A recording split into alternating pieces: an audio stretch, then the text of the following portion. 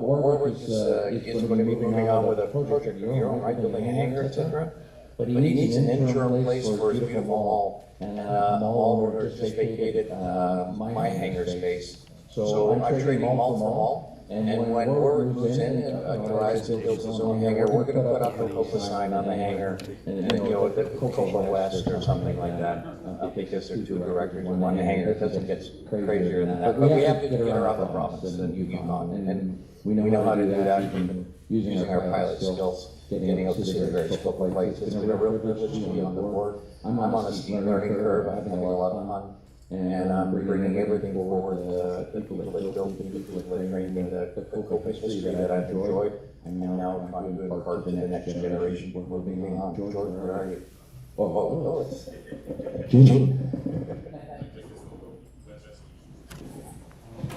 So we're doing this geographically. I'm in Alberta. My name is Ken Saskavich. I'm sending greetings for my other co-director from Alberta. That's Henry Boss. He couldn't be here this weekend. And just to echo what's already been said, Copa is a great community, and I am just so privileged and thankful that I had the opportunity to represent Copa in my home province of Alberta.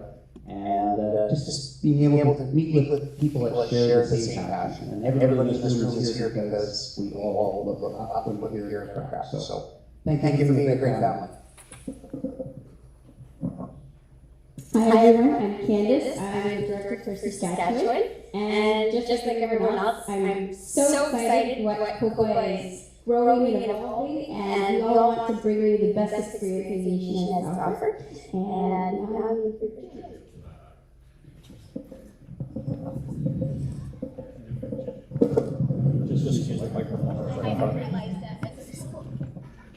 My name is Jim Allen, the Director for National Innovates and the Copa Secretary.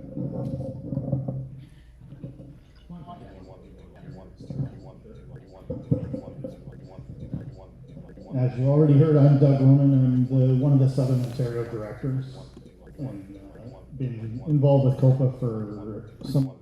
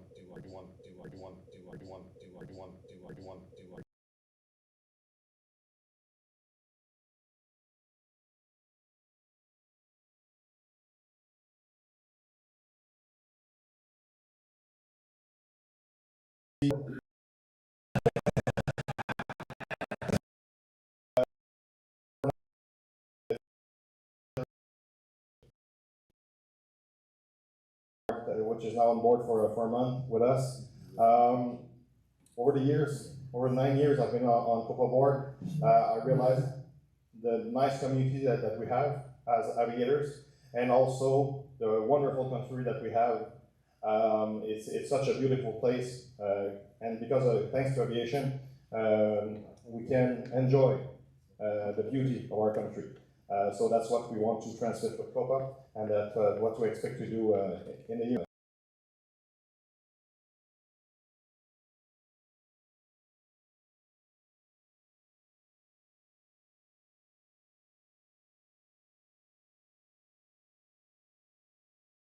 With us.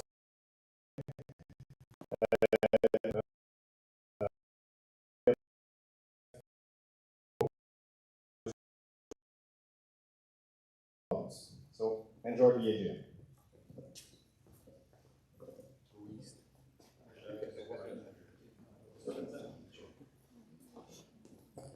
Morning, bonjour. My name is Brian Vincent. I'm a maritime director, which represents New Brunswick, Nova Scotia, and Prince Edward Island. I've been a director of Copa for a few years now, and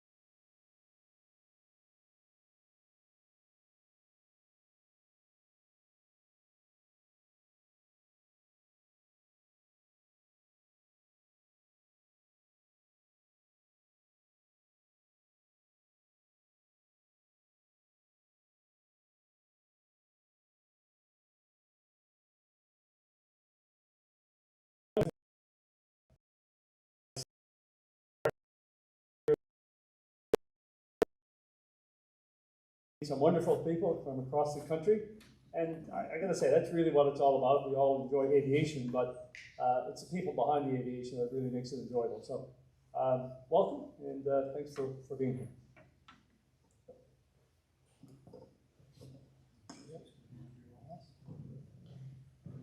All right, item B on the agenda, notice of meeting.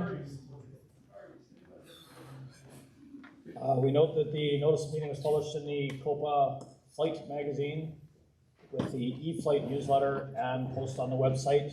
Thus, the requirements and the bylaws for notices being provided has been met. Item C, confirmation of quorum. We have a quorum today. We have 36 regular members in attendance.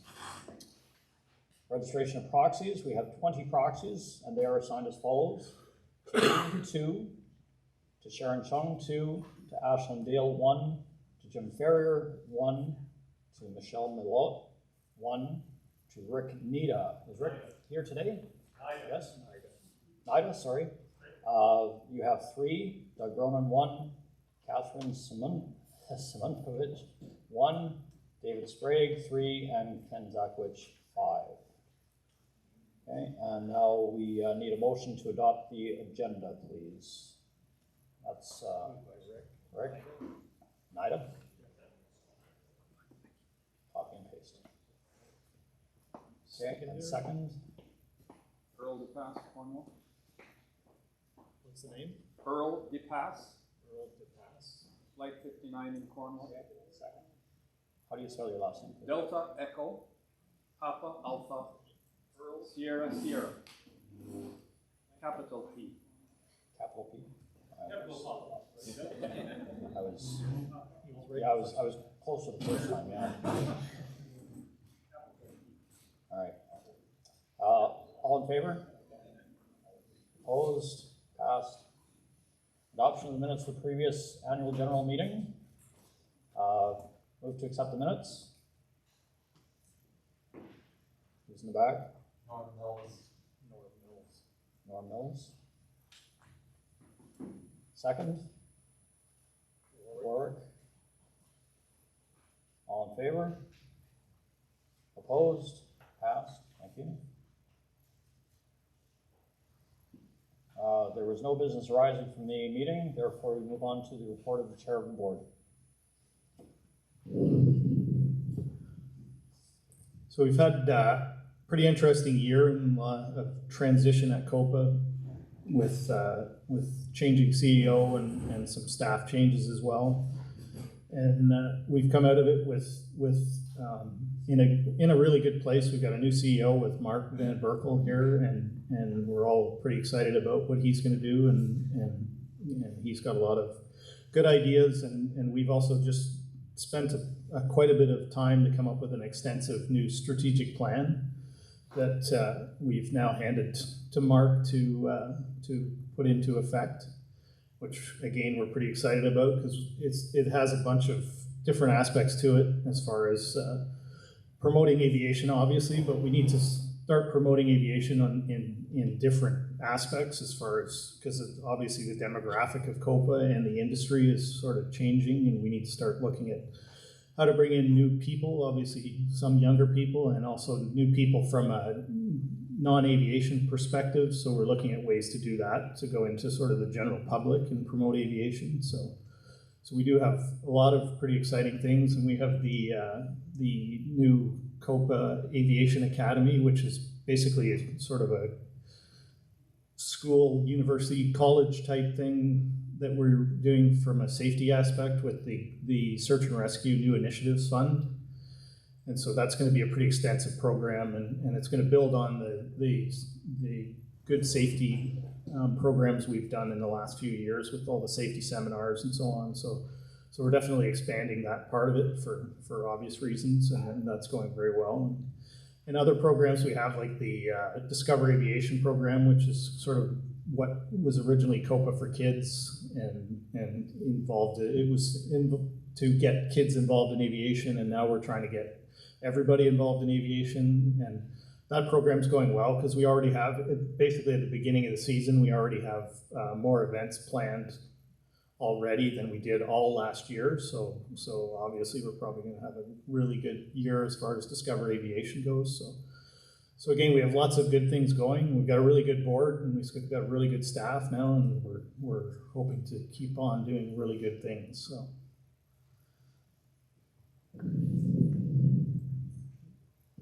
Okay, President's report, yes.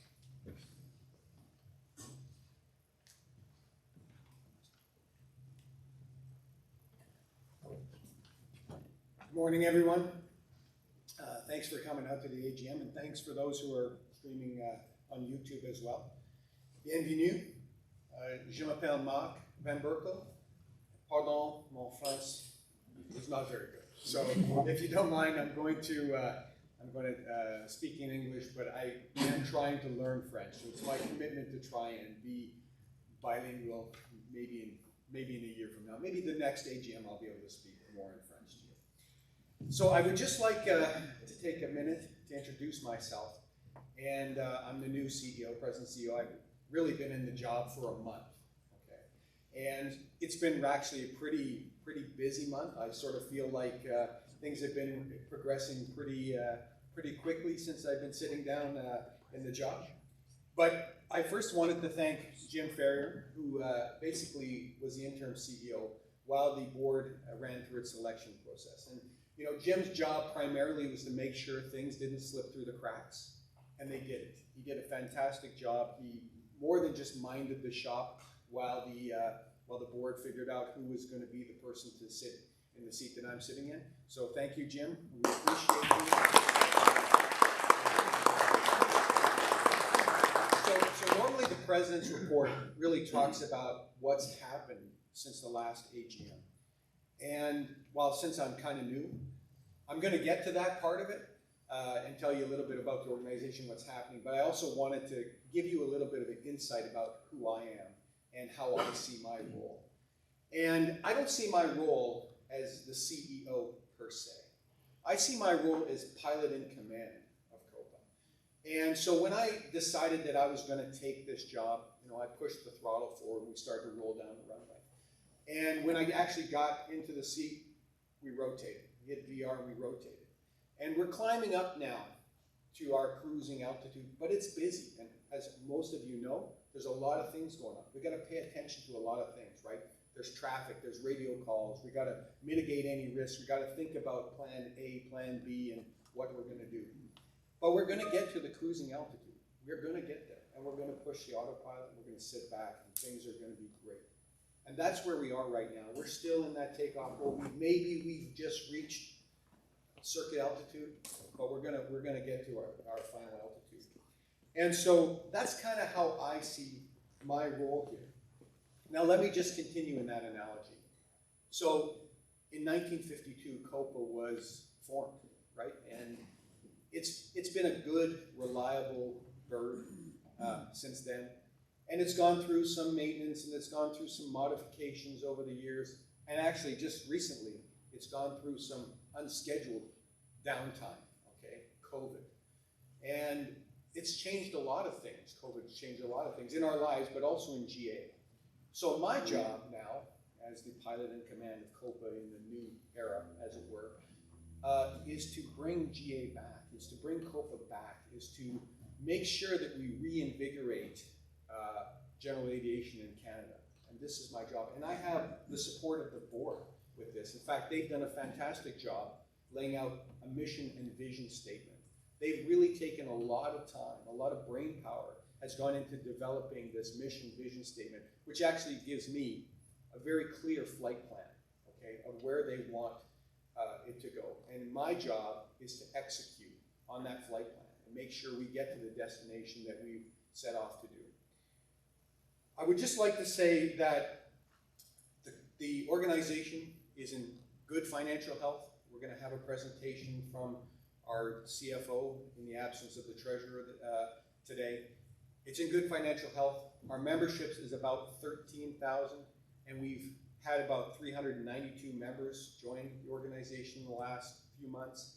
And so thank you. Thank you for being members of Copa. You obviously understand the value that Copa can bring to general aviation in Canada. The sustaining members for many, many years, there's many sustaining members who have been members for a long period of time, thank you, and the new members. And really, it's our job now to make sure that we continue to grow our membership, that we continue to bring new faces and new people into general aviation. And that's really what our goal is. Membership is number one in the organization, and that's where we're going to start. That's the first thing we're going to do as we continue our climb out. And that's really all I have to say. But thank you for joining us. Thank you for coming to the AGM and spending a beautiful Sunday morning with us.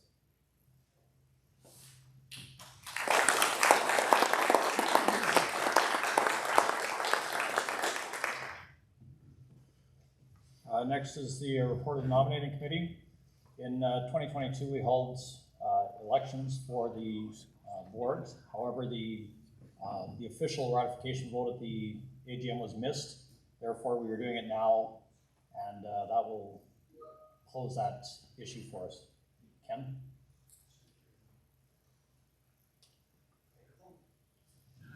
We can get podium. Where'd the mobile mic get to?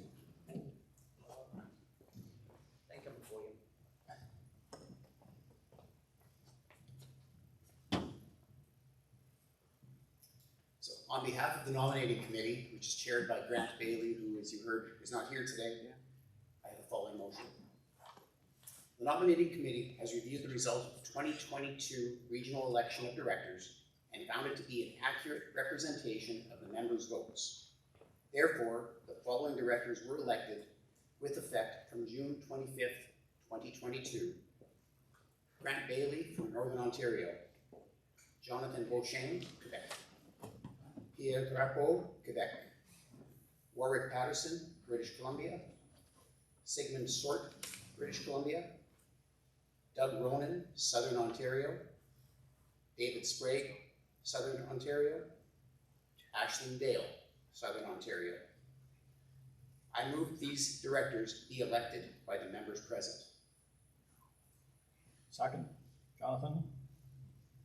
All in favor? Opposed? Passed. Thank you. Treasurer's reports.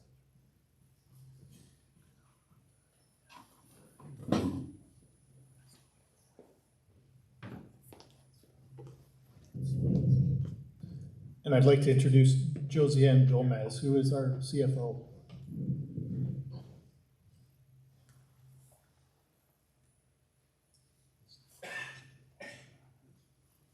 Hey everyone, bonjour tout le monde. J'espère que vous allez bien, que vous passez une bonne journée jusqu'à présent. My name is Josiane Gomez, so in absence of the treasurer, I'm going to be the one presenting the audited financial statement for 2022. So I just wanted to start and maybe echo what the president just said by saying that we have a great staff coming up. So, and that was reflected also in the year 2022. So the audited financial statement was done, and we have a clean audit and also zero material adjustment in the financial statement, which is a very great news. Donc, l'année 2022, je peux juste appuyer ce que le président a dit en disant que Copa a eu vraiment de bons staff à l'intérieur, par le fait qu'on a eu un audit qui était vraiment propre, il n'y a pas eu ça n'a pas été qualifié, et ensuite de ça, il n'y a pas eu d'ajustement matériel aussi dans les états financiers. So for 2022, the Copa revenue was slightly higher than 2021. So we ended the year with an increase of 15% or 2 So last year, in 2021, the revenue was 1.39 versus 1.6 million in 2022, which is really a great for Copa.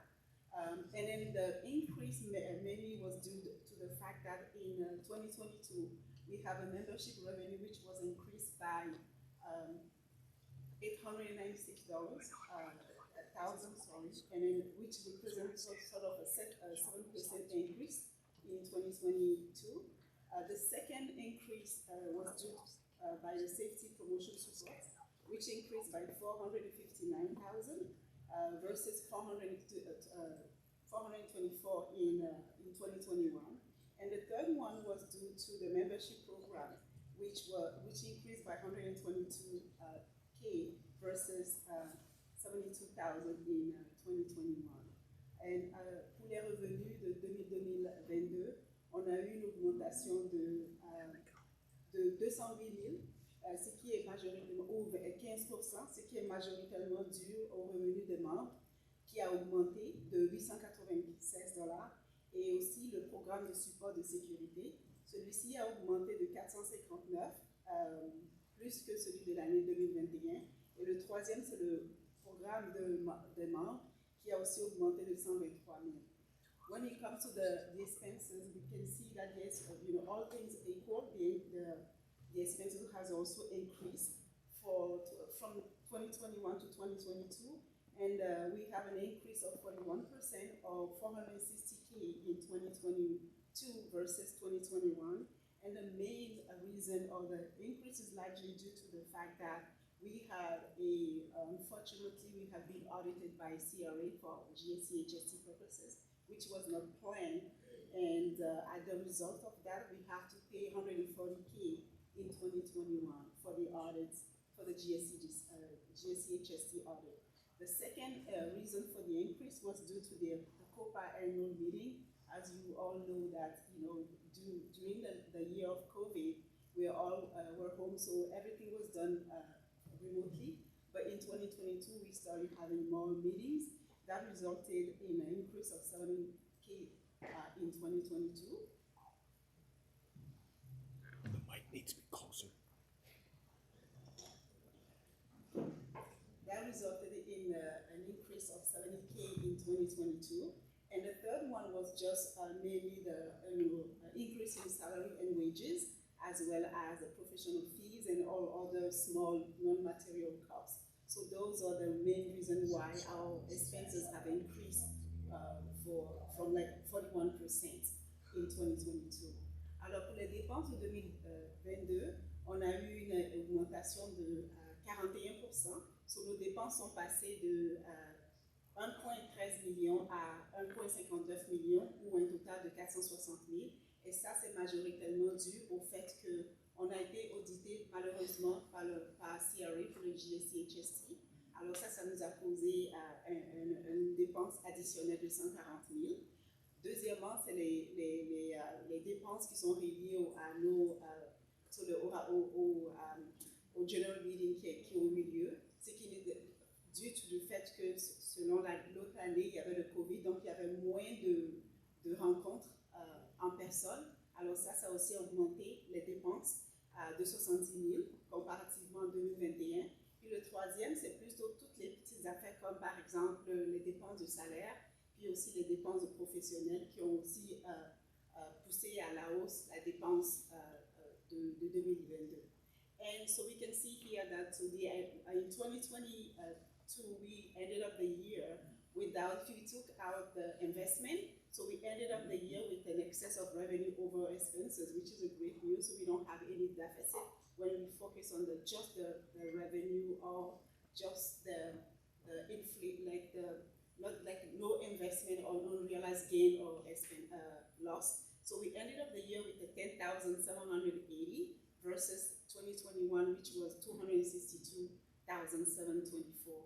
When it comes to the investment, unfortunately, I'm not sure that you all are aware of, like last year was a very bad year for the investment. So we ended up with a loss of 218,727. And so that also allowed us to have a deficit, so a net deficit of 207,347. And so that's how we ended up the year in terms of financial statement. However, as I mentioned, when we removed the investment, we ended up the year with 10,780. Pour l'année, on a fini l'année avec un excès de revenus sur les dépenses de 10 780 000, comparativement à 262 724 en 2021. Et pour les investissements, comme vous le savez, on a eu une année très difficile en termes d'investissement. Donc, il y a eu une perte au niveau de nos investissements. Alors, on a eu une perte de 218 127 000 en 2022. Et c'est ce qui a fait en sorte que notre dépense sur les revenus pour l'année 2022 s'est terminée avec 207 347 pour l'année 2022.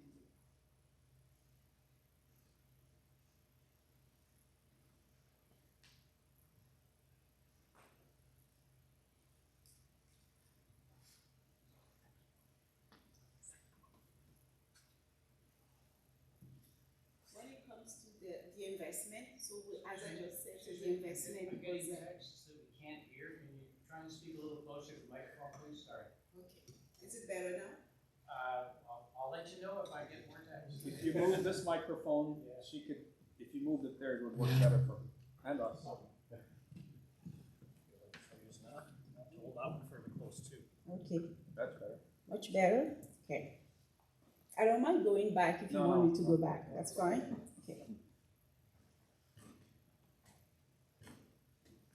When it comes to the investment, as I just said, so we ended up the year with a very bad year for Copa or investment in general because we have a loss of 280,000 and 127 for 2022 versus 2021 we ended up the year with a gain, which was not the case in 2022. However,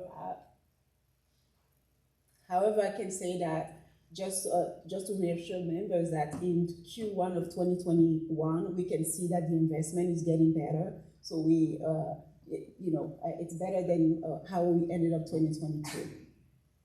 Pour les revenus d'investissement, comme je venais juste de le mentionner, l'année 2022 a été une année qui n'était pas vraiment bien pour les investissements en général. On a fini avec une perte de 218 127 pour l'année 2022, comparativement à un gain de 266 965 en 2021. Mais je peux vous rassurer que pour le premier trimestre de 2023, on peut voir déjà qu'il y a les investissements sur le marché commencent à rebondir comparativement à l'année 2022.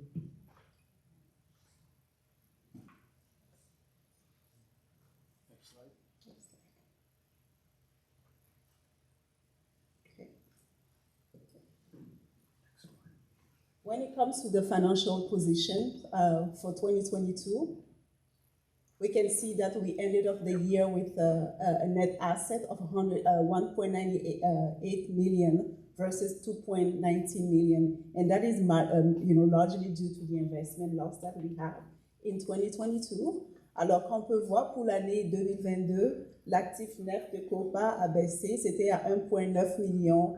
998 millions comparativement à 2.195 en 2021. Mais ça, c'est aussi, comme je dis, majoritairement dû au fait aux investissements qui ont réduit de beaucoup l'actif net de Copa.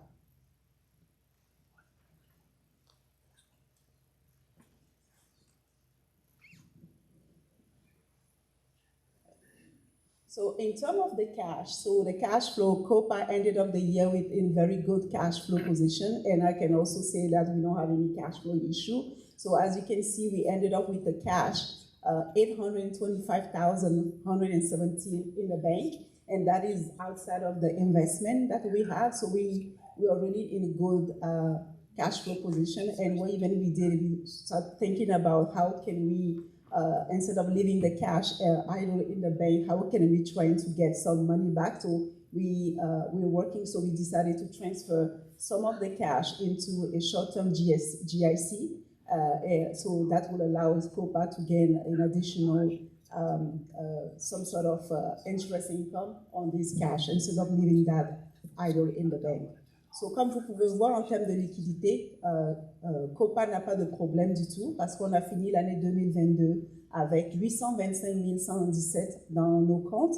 Alors, on n'a vraiment pas de problème de liquidité, de telle sorte qu'on a décidé de transférer une partie de cet argent dans un compte de GIC pour qu'on puisse aussi avoir des intérêts, des revenus d'intérêt sur cet argent-là. And now for the small additional organization, so the Freedom to Fly. So as you can see, the Freedom to Fly, which is majority just open for the investment. So we ended up 2022 with a net asset of 760,493 versus 834,395,000 in 2021. And also we can see that the impact was due to the investment, as 85% of the total asset of Freedom to Fly is investment. So you can see the impact here on the organization. However, there is also no cash flow issue when it comes to the Freedom to Fly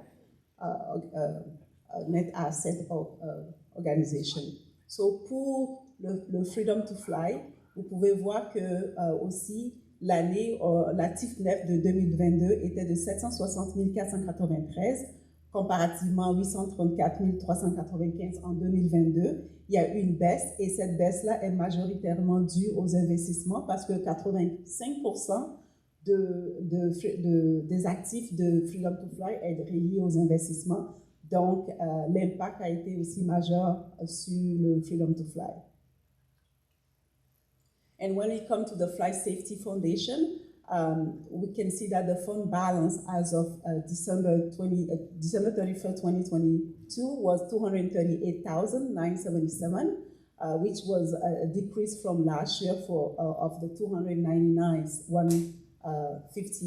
150, which we had in 2021.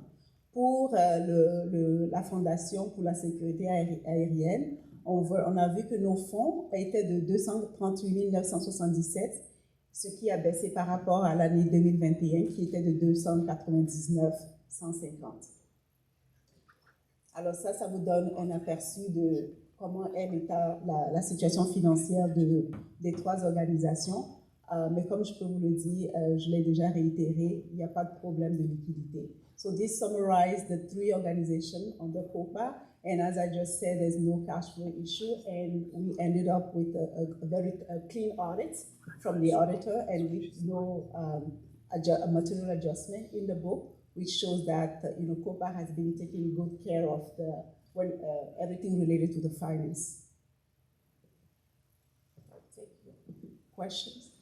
Yes. Yeah, sorry, I'm getting them coming in on the odd text. One of them was in the financials for the Copa itself, the administration apparently went up from 76,000 the administration went up in 2021 from 76,000 to 220,000. If you could elaborate a little bit on that, and that was up from about 130,000 in 2020, if I remember correctly. So if you could explain that, that would be useful. Yeah, and are we talking about on the expense side? Yes. Okay, so as I just said, the main reason of the administration cost was due to the 140, the GST HST audits. That was the main reason, because we haven't budgeted for it. We were not planning to have that, but it came out, and unfortunately we have to pay it to stop the bleeding. So that's number one, and also the 70,000 coming from the annual general meeting, the meeting. Thank you. Yeah. Any other questions?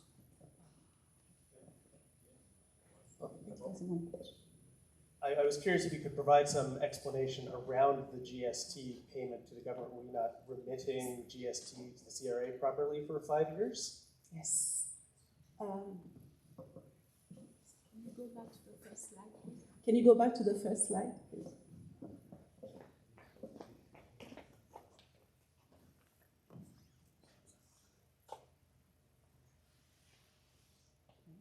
Yes.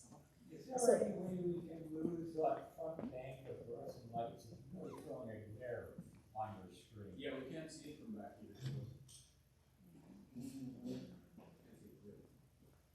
Okay.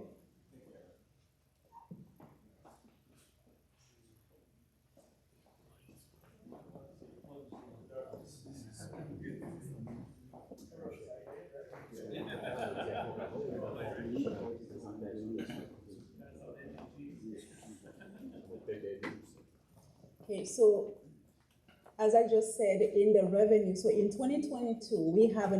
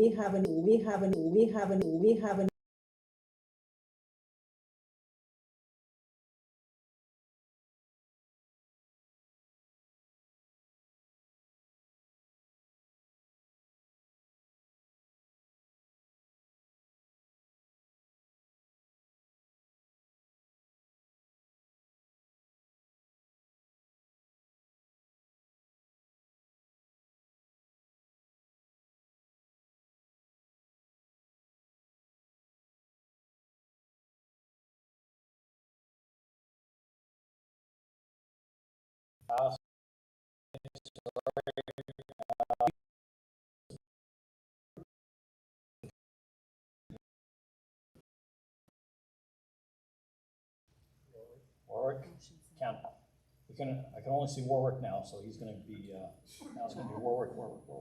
Seconded. Candace? Okay, any discussion? Yeah, I have a question. Certainly. Who is this throwing group? Who are they? And why are you recommending them?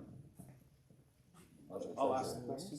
Earl DePass from Cornwall Flight 59. Who is the Fruin Group and why are you recommending them?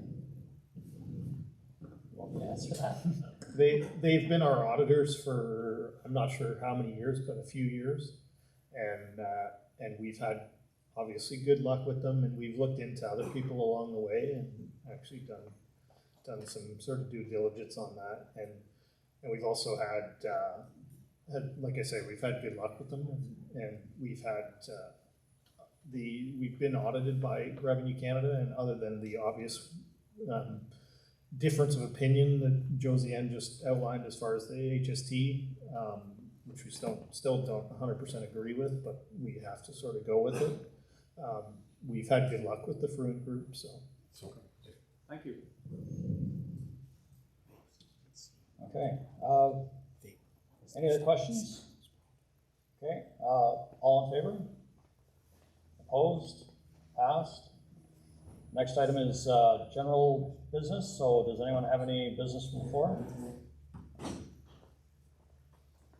Yes, sir.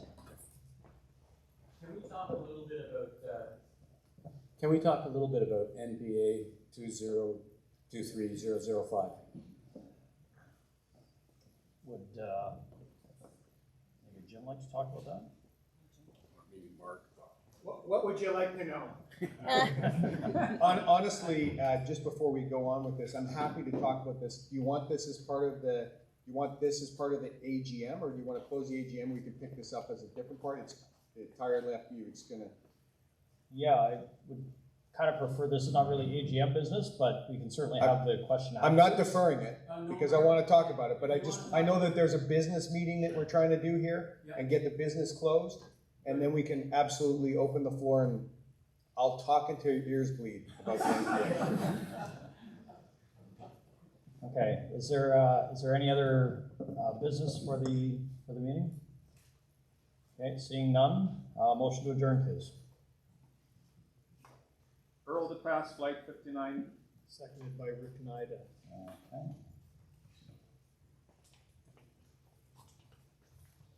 All right, meeting is adjourned at 46. All right, NPA 2023-005. Let the ears bleed. Ears bleeding shall begin. I can. Guys. Don't turn off the feed, please. Okay. Well, we'll keep the YouTube thing running as long as that. So, NPA 2023-005. Is there a specific question, or you just want to? I'd like you to say that they decided to go back and look at it again. Well, I would like to say that too, but it would be a lie. So, No, so what's happened so far is obviously this has hit everybody by surprise. Okay? And, you know, the first time we see it is the first time everybody's seen it. And that's actually what I think the biggest problem in my estimation has been is that, you know, as a major stakeholder for general aviation in Canada, that we weren't consulted. And what I really think is that it's a little bit of circumstance and how things have happened with Transport Canada in the past couple of years. And I think that, well, they were setting out to do one thing. The unintended consequence is that it's now been painted, that all of general aviation has been painted with a broad brush. What I will say is that the feedback that they are receiving is making a difference. We are absolutely now, Jim and I and George weren't there, but we had a meeting this past week at Transport Canada, and they have committed to us that we will be at the table. So we have got that spot at the table, so we can begin to have good conversations with them. I personally believe that there is some changes they want to do towards, you know, recurrent training and night VFR and that. And so now we're going to be able to have that dialogue. What, as the NPA is currently proposed, I don't think is acceptable to us. I do believe that there's maybe a segment of the industry, i.e. the medevac helicopters or special ops type helicopter people, that it may actually be applied to, and they may actually be very willing and want this, right? Because they're already operating kind of in that environment. But it's certainly not something that we want it as currently constituted. Does that answer? I mean, I want it to go away too, and maybe I'll wake up tomorrow, click my heels together, and I'll be in Kansas. Well, I'm glad they invited you to the table. That's a small step initiative. It's a step in the right direction. I would say a couple weeks ago when we had some initial meetings, they said they had 130 plus responses. I'm sure it's well over 200, probably pushing 300. It makes a difference. So if you haven't sent in your response to the NPA, please do it. And by the way, I know that there's been a lot of members who just asked for a blanket letter template. That's actually the worst thing, because that looks like one response to Transport Canada. If we all say the same thing, they go, yeah, okay, we've heard this 1,000 times, checkbox. It's actually very important that they get your feedback, your individual feedback on it. It's very important. And it doesn't have to be a long, lengthy thing. It could just be the one or two things that you really don't like, or maybe you like everything, and tell them that too. I'm encouraging, if you like what the NPA said, tell them that too. But give your opinions. It makes a difference. I was one of the 130 responders, and mine was long and lengthy, and I just shook my head over and over again as I wrote it. But one of the things I found too is outside of Copa. And maybe I should come over here, because there's probably people want to hear you. Outside of Copa, you know, talking to people at fly-ins and other aviation get-togethers this spring, nobody is familiar with it. I mean, I talked to a flight test examiner on Friday, and he wasn't aware of it.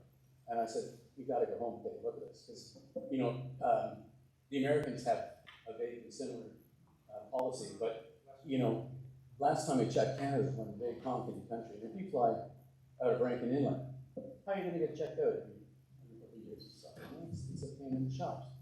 And I'm not going to rush out and buy night vision goggles. If I take off from here, go up to 6,000 or 8,000 feet, I can see Kingston, Trenton, all the way to Toronto and Montreal the other way on a clear night. So I'm not too worried about it. You know, if the weather's bad, I'm going to stay around.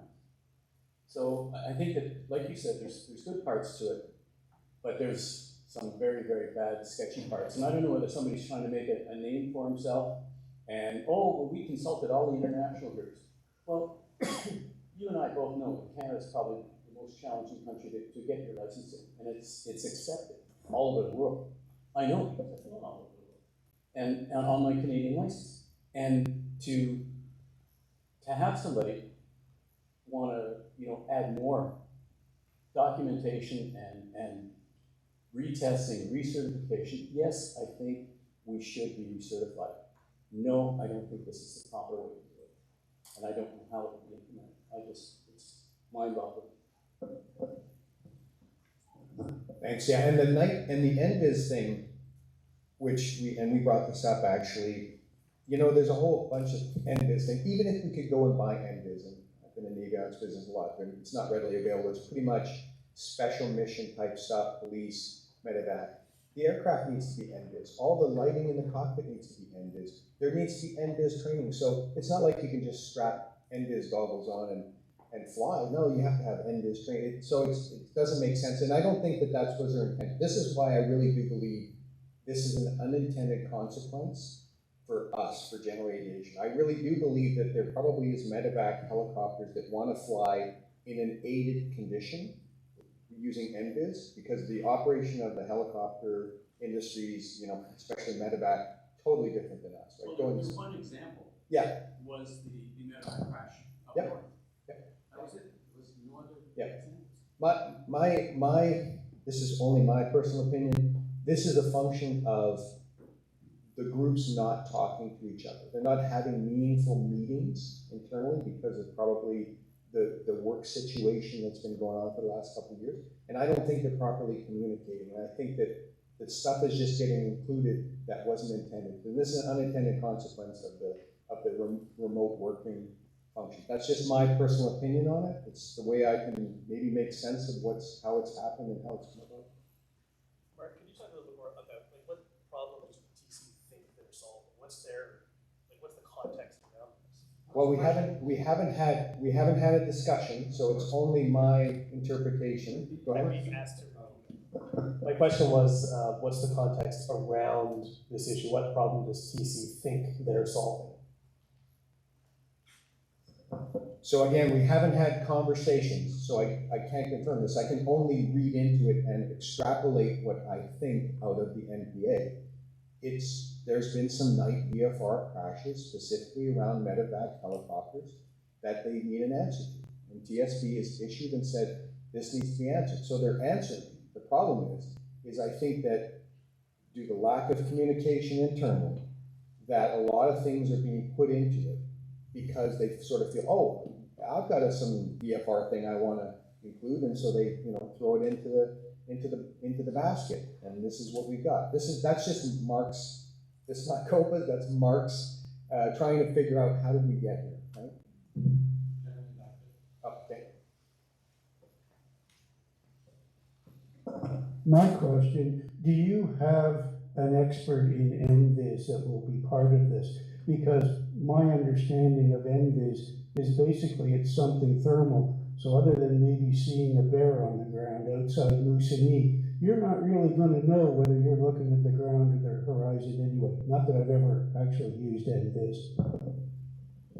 So no, we don't have an NVIS specialist per se, because I don't think NVIS is the answer for us at all. So I actually think that, personally, NVIS it's a red herring. They think it is a means of compliance, but for none of us. I mean, it's not like you can go into avionics, any avionics shop says, yes, I'd like to look at your NVIS goggles, and they're going to look at you like you got 3 heads, okay? Because you can't, it's not commercially available. Honestly, it's restricted. Does the government? Well, they don't understand it now, but they certainly are going to understand it once we start having discussions. So,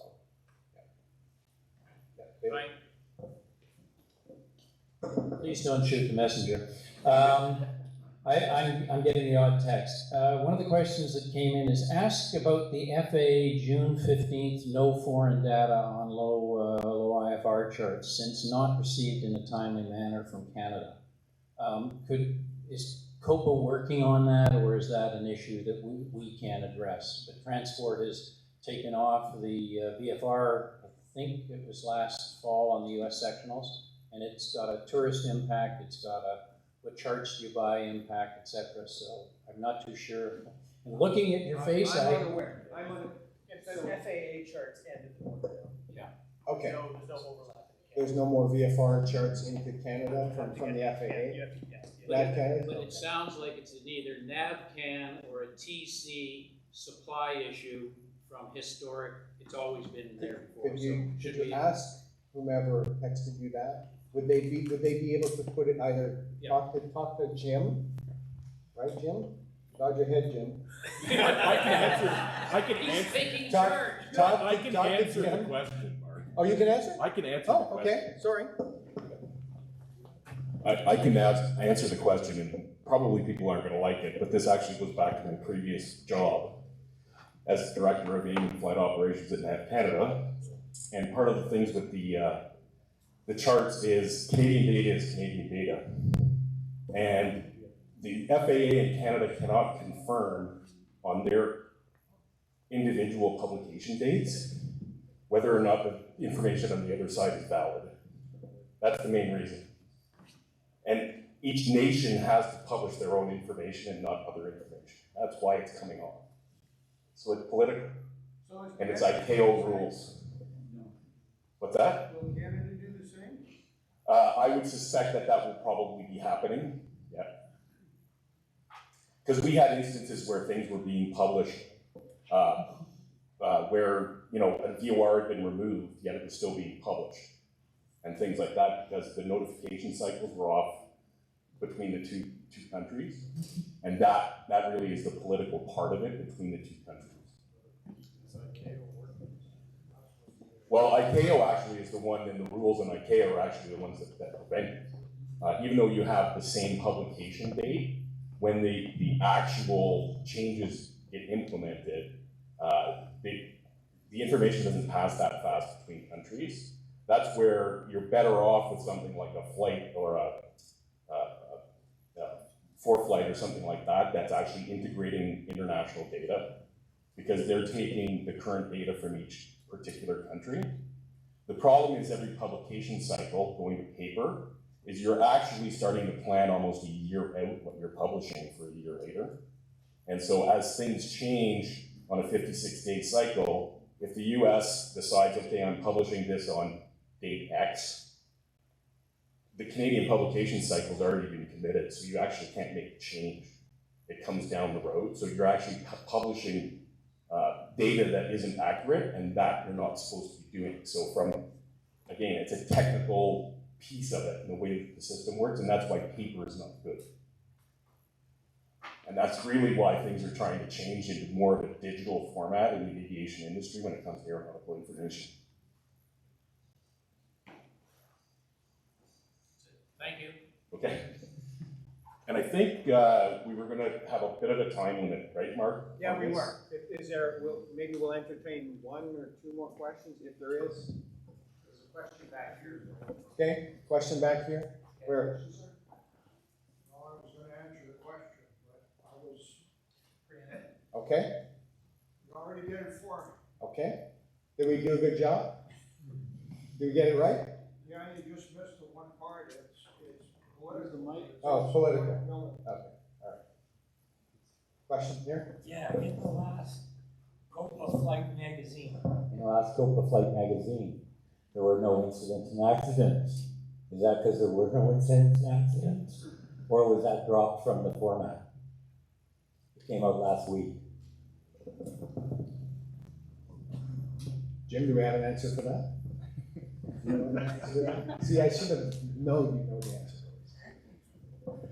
Yeah, so the next editions of the magazine that are coming out are going to have quite a few changes, so we're actually increasing the content in it. We're trying to put more valuable content, simply reproducing accidents that are published in other places, as far as without any commentary about, you know, causes or what you can do about them. We would rather have articles that are talking about safety. So if we have an accident, we would rather have an accident with an explanation or an investigation into it and the results of it than just simply saying aircraft X. And you're getting a very tiny snapshot that we were ever publishing. I appreciate what you just said, but a questionnaire was put out that I recall was, I think, national. And the response was the first thing people go to in the flight magazine is incidents and accidents. That was, I read it 3 or 4 months ago. I'm just wondering if that was the case. Why would they drop that section if it's the first thing we all go to? I'm not aware of that particular. Okay, can I suggest a compromise? Just the mic.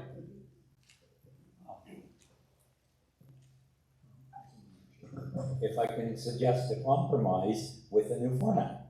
Put it back in. Well, again, we would put it in if we're actually taking some kind of analysis of it. Again, some of what was said in the meetings that we talked about the magazine is we're not publishing something just to look at a train wreck. Because looking at a train wreck doesn't solve anything. And it doesn't bring safety to any of us. It doesn't enhance our understanding of what went wrong.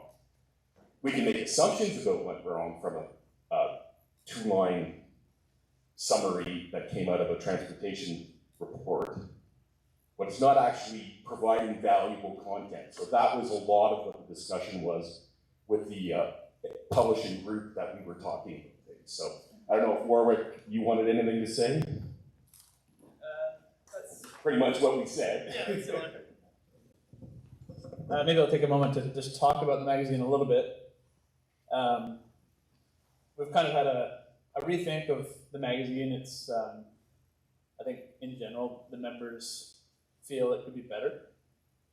So we're doing some efforts to increase the content, what's actually in every issue. So there's going to be a couple more pages, more articles, more concentration on,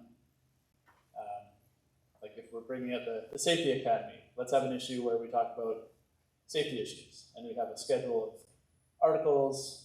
We're going to be soliciting membership for more content, try and get the members engaged again in the magazine, telling their stories. And then, like we were just talking about, is let's analyze some of these incidents and accidents and get some learning points out of each one. If you really want to read incidents and accidents, they're all online. Tours are all online. So I think in the next few issues you'll see quite a big change in the magazine, and hopefully it will appeal to you more. And if incidents and accidents are definitely something people want, then yeah, maybe we can look at how we integrate that. Thank you, Warwick. Notice Warwick's wingman formed up. So this is a formation answer. Sigmund Sort, I'm a guy with 4 hats, and that old Montreal group, Men with Hats, Safety Dance, that big song. In the Air Force, I'm a flight safety officer and crash investigator, and if you want to learn about accidents and incidents and you don't know about the Air Force magazine Flight Comment, it has incredible drill down on accidents and incidents, not just within the armed forces, but in other aspects of Canadian aviation. It's a first-class publication as well. And as a high school teacher, another hat that I've worn, I encourage my students to source information from numerous sources so that you get a more accurate sense of a particular topic or event. As the same goes for media consumption, for that matter, if you want to try and get an accurate picture of something that's occurred. So with flight safety, I'm very passionate about it. Go to multiple sources for it, you'll learn more. And as the old axiom says, we'll never live long enough to have all the accidents ourselves. So learn from the mistakes of others and prevent them moving forward. Thanks.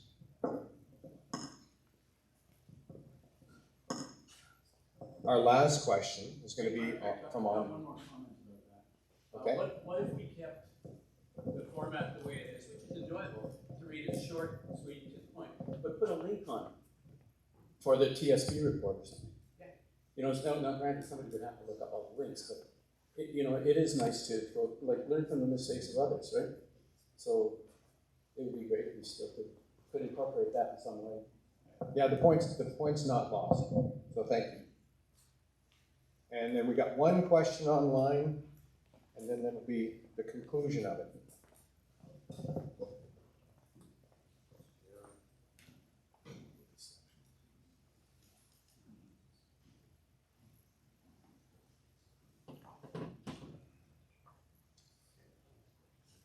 Sigmund, we've got a question online. Say again the name of the Air Force publication.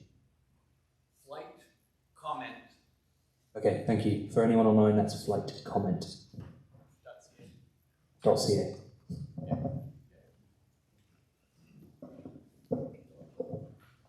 The only other one online here is, can we leverage any Copa AOPA relationship to advocate for the sectionals across borders? Surely with the electronic format of these publications, there can be some long-term goal to desync releases. Absolutely. I mean, I know that our AOPA partners have had the same questions. I've been on meetings where they've talked about the sectionals. Again, this is a result mainly of the fact that people are printing paper. And as far as syncing things, yes, that's the vision in the aeronautical information world, where data will all be available in a digital format. The problem with, I'm going to say globally, is that nobody's really figured out the databases and how to sync international databases. Canada is the second largest ANSP in the world. The amount of data that we have is about 1/10 of what the FAA has. So Canada trying to incorporate US data is massive. Even if you're just looking along the border, it's a massive amount of data that has to be monitored. That I'll be quite honest, you know, from my days in NAV Canada, the Aeronautical Information Management Group just is not equipped to be constantly monitoring changes. And again, with the timelines to actually print charts, charts are actually printed on a 2 or a 4 year cycle. So it's, by the time you start actually building the base layers, you're already having changes happening as it's being done. So the idea, I know when I left, when I retired, was trying to get to digital charts, which are basically one chart for Canada, North America, all the rest that's generated from a digital source, and you would print it on demand. So that's the vision that's there. So there is a vision that somewhere down the road there will be an electronic version of these things, but the logistics of paper just doesn't allow. So that's really what I can say. Absolutely, as far as dealing with AOPA, we do talk to them on a very regular basis on issues. The same thing has been raised on the US side of the border that the data is missing. We'll continue the discussions. We have regular contacts with NAV Canada, so I mean, I'm certainly in a position to say, what about this? Where are we going with the future? Certainly, you know, having been somebody who sat there looking for that future. One question. And I recognize this needs to be the last one. And I recognize that you're retired from NAV Canada, but like from here to, say, Charlottetown or Halifax, direct is going to take us over the US. Now, if I'm using Flight Plan Go, I got free software, life is good. If I'm using ForeFlight, both being digital products, am I going to have access, or am I going to need to buy ForeFlight USA in order to fly over Maine? You know what I mean?